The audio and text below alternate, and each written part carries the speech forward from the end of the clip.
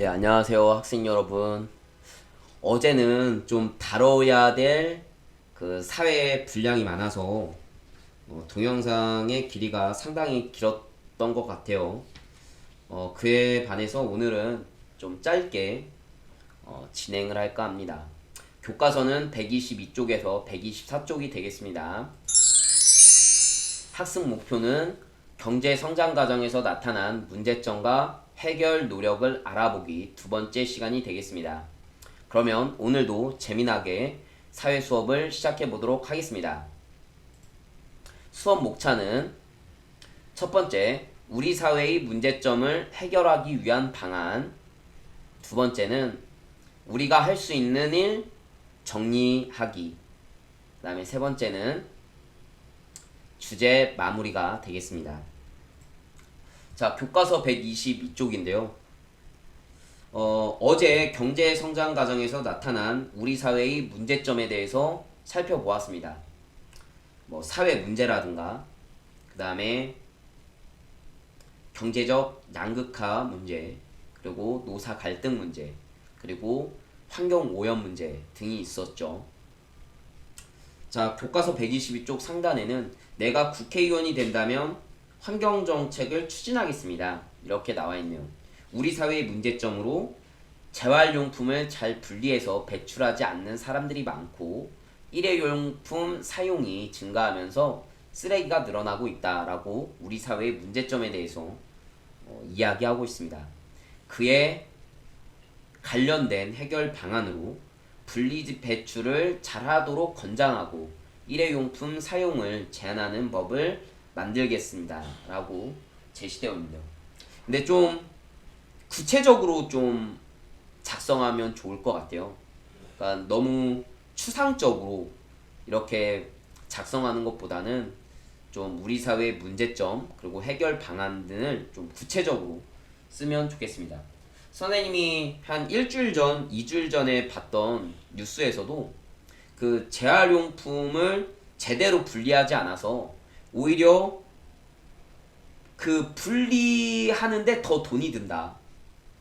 이런 뉴스를 본 적이 있어요. 그러니까 분리수거를 제대로 해야 그 분리수거를 그런 재활용품을 받은 회사에서 이 처리를 할 텐데 이 분리수거됐다고 해서 받았는데 오히려 분리수거가 되지 않아서 오히려 이거를 처리하는데 비용이 더 든다.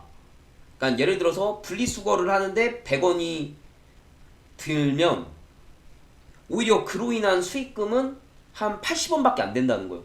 그래서 그냥 분리수거를 하지 않고 그냥 다 버린다는 뉴스를 본 적이 있습니다. 그래서 따라서 우리 국민들이 분리수거를 할 때는 정말 제대로 분리수거를 하는 게 좋다라는 얘기죠. 자, 122쪽에 보면 이제 내가 국회의원이 된다면 혹은 대통령이 된다면 이런 정치인이 된다면 혹은 기업인이 된다면 혹은 시민단체 대표가 된다면 어떤 문제를 어떻게 해결하겠다라고 여러분들이 한번 122쪽 아래에 작성을 해보면 좋겠습니다. 자, 그 다음에 교과서 123쪽으로 넘어가도록 하겠습니다. 123쪽에는 이제 생선 뼈가 있어요. 네, 생선 뼈가 있고 이 생선 뼈에 이제 우리가 할 수 있는 일을 정리해 보자는 거죠. 네 가지의 어떤 하위 주제로 나와 있네요. 빈부격차. 이 빈부격차가 경제적 양극화 현상이 되겠죠. 그 다음에 노사 갈등, 그 다음에 자원 부족, 그 다음에 환경 오염, 이런 것들이 있는데, 빈부격차에는 기부 문화를 확신하기. 확신이 아니고 확산이 되겠죠. 교과서에는 잘 나와 있네요. 확산하기. 그 다음에 무료 급식소 봉사하기. 또 어떤 것들이 있을까요? 빈부격차를 줄이기 위해서는 역시 이제 일자리를 제공하는 게 중요합니다. 그냥 돈을 얼마 그 지워주는 것보다는 일자리를 제공해서 내가 땀방울 흘려서 월급을 받게 하는 게 중요하다는 거죠. 그래서 뭐 일자리 창출 뭐 이런 부분들을 쓰면 되겠습니다. 그다음에 빈부격차를 또 줄이기 위해서는 아무래도 이제 세금 정책을 있어서 좀 가진 자에게 더 많이 세금을 부여하고 좀 가지지 못한 자한테는 세금에 조금 줄여주는 방안 뭐 이런 것도 있을 수 있겠죠. 그다음에 노사 갈등은 대화로 해결하기, 그다음에 근로자의 입장 생각하기 또는 뭐 상대방의 입장 혹은 뭐 상대방의 요구를 뭐 잘 들어주기 뭐 이런 것들이 있을 수 있겠고, 또 노사 갈등을 풀기 위해서는 적절하게 임금을 인상시켜주는 방안도 필요하다고 보여져요. 그러니까 최저임금을 올린다든가 이렇게 해서 좀 적절하게 물가 상승률에 비례해서 임금을 올려주는 방안도 필요하겠죠. 그러니까 기업은 뭐 장사가 잘 돼가지고 기업은 계속 이윤을 추구하는데 거기서 일하는 노동자들한테는 임금을 그냥 동결한다, 똑같이 준다라고 하면 노동자 입장에서는 아무래도 좀 서운하고 섭섭하겠죠. 자, 그 다음에 자원 부족, 쓰지 않는 전기 코드를 뺀다거나 태양열 에너지를 사용하거나, 그쵸? 이런 것들이 있겠고, 혹은 뭐 분리수거, 그 다음에 재활용 많이 하기, 또는 뭐 친환경 에너지를 사용하는 거죠. 풍력 자원이라든가 수력 자원 등을 사용하는 거죠. 이런 것들을 적으면 되겠고, 환경 오염은 일회용품 사용 줄이기, 그 다음에 가까운 거리는 걷기, 또는 뭐 자전거 이용하기, 또 길거리에 쓰레기를 버리지 않기 등 뭐 이런 것들도 있겠죠. 그래서 여러분들이 할 수 있는 또는 정부에서 해야 할 일 등을 빈칸에 적으면 되겠습니다. 자, 이번에는 교과서 124쪽으로 넘어가도록 하겠습니다.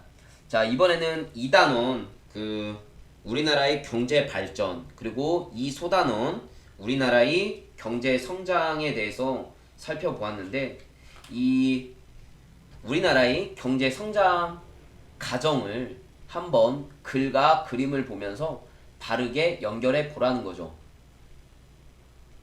한번 여러분들이 직접 연결을 해 보시기 바랍니다. 모르는 내용은 교과서를 이렇게 뒤적여 보면서 이렇게 선을 그으면 되겠죠.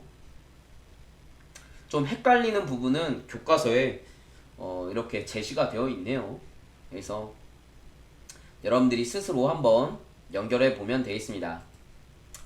자, 마무리를 짓도록 하겠습니다.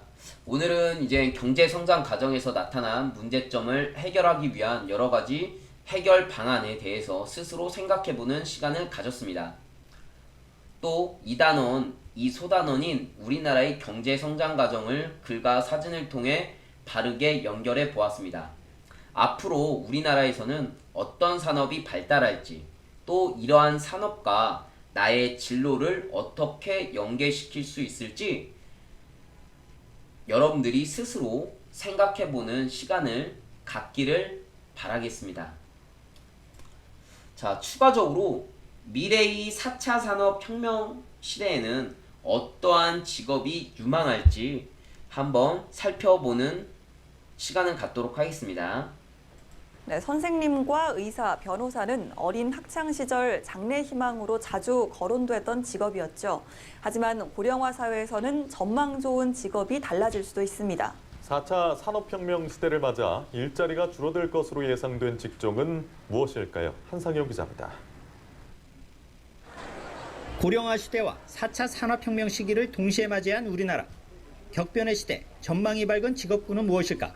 한국고용정보원이 우리나라 대표 직업 196곳의 일자리 전망을 분석한 결과 2027년까지 취업자 수가 증가할 분야로 19곳을 꼽았습니다. 그중에서도 특히 보건과 의료, 생명과학 분야에서 일자리가 늘 것으로 예상됐는데 간병인과 간호사, 간호조무사, 생명과학 연구원 등이 해당합니다. 고령 인구가 지속적으로 늘면서 건강돌봄과 의료 서비스 수요가 증가할 가능성이 크기 때문입니다. 사회복지사도 노인 수와 복지전담 인력 확대로 수의사 역시 반려동물 문화 확산으로 취업자가 늘어날 직업군에 속했습니다. 4차 산업혁명 시기와 맞물린 자동화로 향후 뜨거나 질 것으로 예상된 직업군도 있습니다. 사물 인터넷과 인공지능, 빅데이터, 가상현실, 자율주행차, 스마트팜 전문가, 로봇과 환경공학자 등은 유망 직업군으로 분류됐습니다. 반면 결혼 상담원과 웨딩 플래너, 계산원, 매표원, 세공원, 텔레마케터 등은 취업자 수가 감소할 것으로 전망됐습니다. 기술이 혁신적으로 발전하고 있는데요. 특히 이제 자동화되는 데 이제 취약한 단순 반복적인 일을 하는 그런 일들 같은 경우에는 일자리 감소가 예상이 되고요. 한국고용정보원은 홈페이지를 통해 향후 10년간 직업전망 보고서와 함께 4차 혁명 시대의 진로 가이드북 원본을 받아볼 수 있다고 전했습니다. 연합뉴스TV 한상용입니다.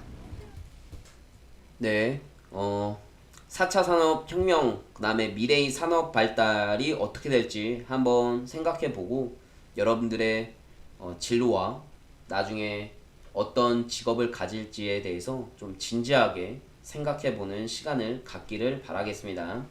자, 오늘도 시청해주셔서 감사합니다. 행복하고 즐거운 하루 보내시기 바랍니다. 그럼 다음 시간에 만나도록 하겠습니다. 안녕!